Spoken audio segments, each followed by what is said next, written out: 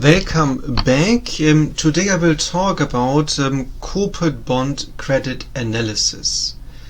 In this short video I will highlight the main issues and how to address them using both qualitative and quantitative measures.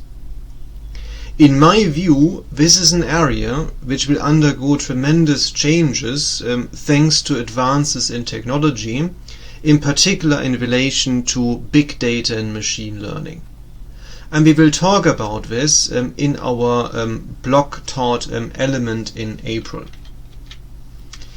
Let's look at the different perspectives. So when it comes to being a debt holder, or in this particular case a corporate bond holder, your main objective is to make sure you get the principal back. So does the company pay you the money, either over the lifetime of a bond or at the end of the life of the bond, so at maturity, and do you receive the interest payments on time? So this kind of payout structure means that if things go well, the payout structure is flat if the value of the firm increases. So put differently, once you are above the level of your contractual obligation, additional increases in firm value don't matter. But you have a downside risk. Yeah, and this leads to a curvature of your payout profile, which makes you risk averse because you have a certain structure of your payout profile. So that has implications in terms of incentives. So from a bondholder's perspective, I don't really care much about the company maximizing shareholder value. I want to actually make sure that they do enough to pay me back. And I don't really want them to go into high-risk investment strategies. Now, from a firm perspective, or from a manager's perspective, of course, things are very different because the upside matters, obviously. Yeah. So, in the absence of agency problems, and again, we might explore this further if you want to, you can argue that the focus is on maximizing shareholder value. That also means, of course, taking risks. And if you are a shareholder or a manager, you benefit from the upside. Of course, if things go wrong, you take a hit. But at the end of the day, your hit is limited because of limited liability.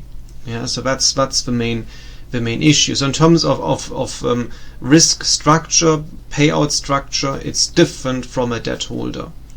So a debt holder is on a risk-averse side, and a shareholder actually is not too much bothered. And then, of course, we have to model risk preferences if we want to go into this area.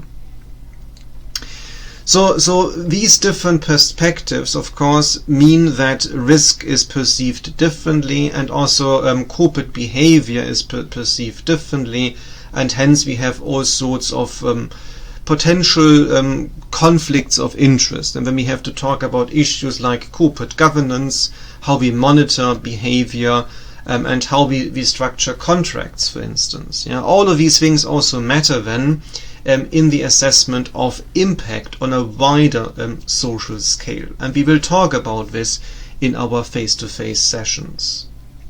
Now, what exactly is credit risk? And the interesting things when you look at the academic literature here, they argue there are different types of risk. So there are three different types. So some people say, of course, we focus here mostly on default risk. So can a company actually pay its creditors? If the answer is no, the company is in default. There are different types of default.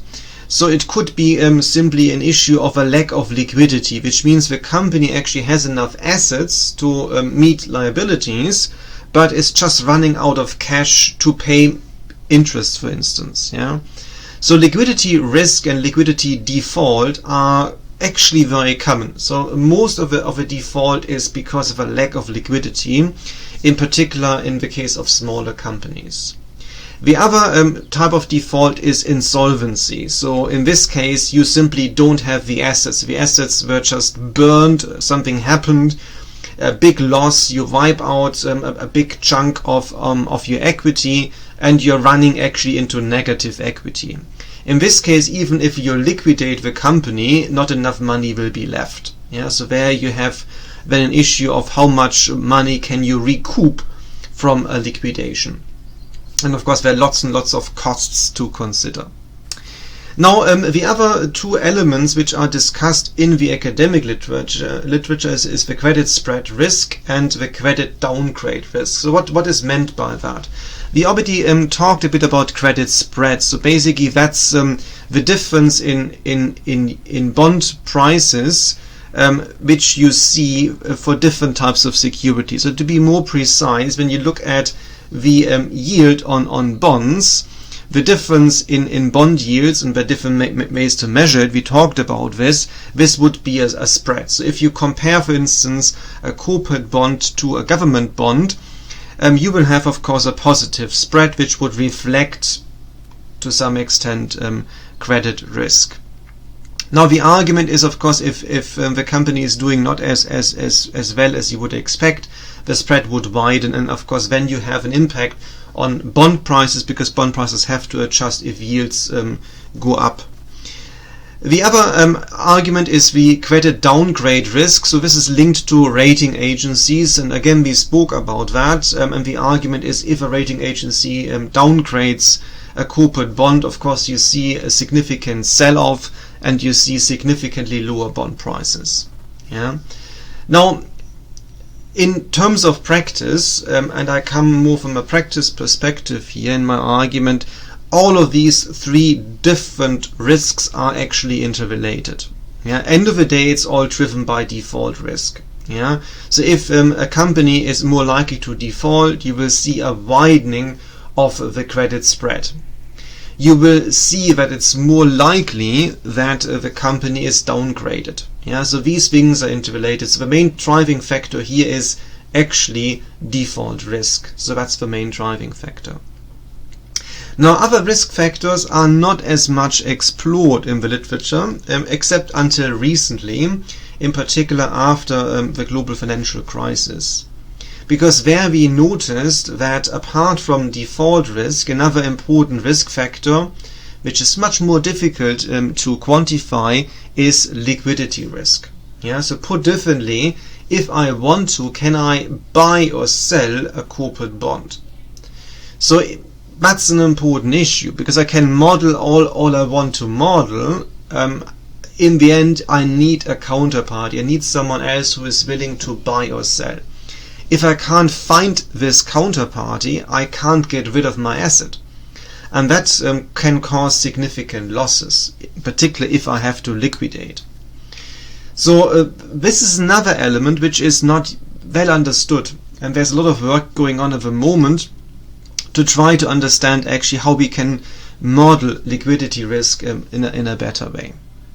The current approach taken by regulators, in particular in the context of banking, is of course honestly quite ad hoc. It's not yet very clear how we best approach this problem.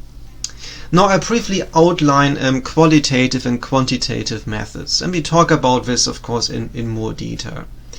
Now rating agencies stress the importance of qualitative aspects. So here they mean simply talking to management. So you see this an awful lot, that rating agencies have good relationships with management of companies, where they assess the rating of their corporate bonds. Now these relationships of course also came under scrutiny, because, well, if the relationship is a little bit too good, that might lead of course to conflicts of interest. But of course, if you have a relationship with management, you can also get some insider information on how the company is doing.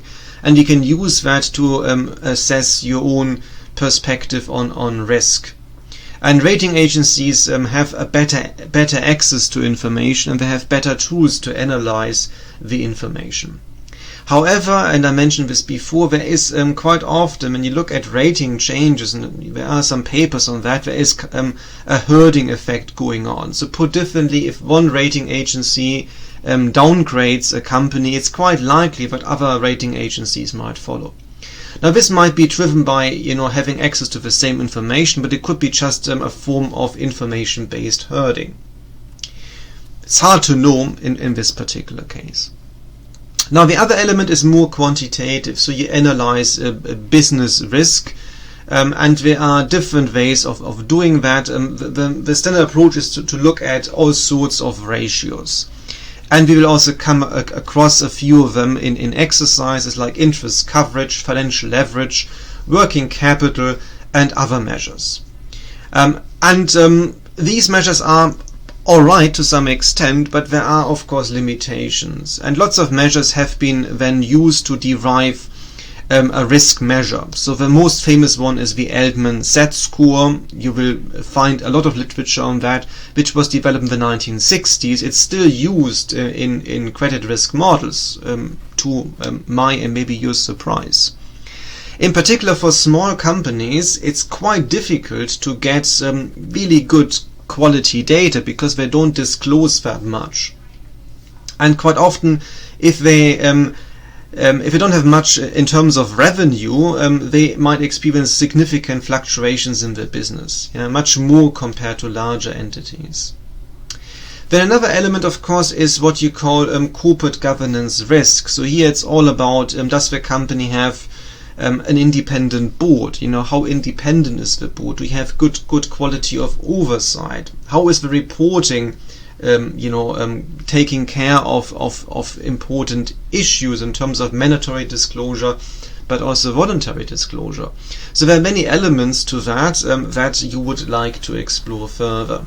Again, there is a big literature, of course, on corporate governance and risk associated with corporate governance, and in particular that matters a lot if you invest in other countries where you don't really know too much about the corporate governance system. End of the day, I personally prefer things I can actually quantify. That's my preference. If I can't quantify it, it becomes quite more difficult for me to use it for decision making. But honestly, when it comes to decision making, lots of things are very hard to quantify, or you might use them methods that allow you to quantify actually things which are impossible in a way to measure. And there are methods like this available, in particular in the context of factor analysis, and there are different types that you can explore. Good, that's all for this part. I see you in the next one.